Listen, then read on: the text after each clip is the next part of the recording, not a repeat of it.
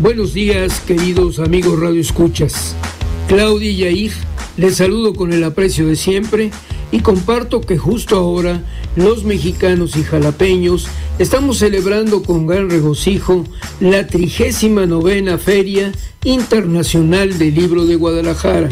como la presencia de Barcelona y las nuevas generaciones que exploran los nuevos límites de la palabra, como lo hace nuestra querida Sonia García, catalana de origen jalapeño.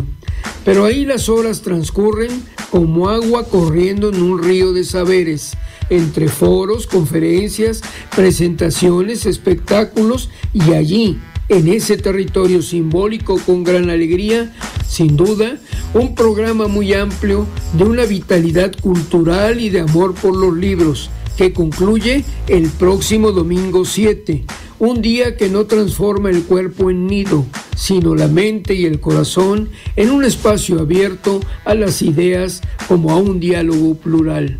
Soy Vicente Espino Jara y con el favor de su atención nos saludamos la próxima semana.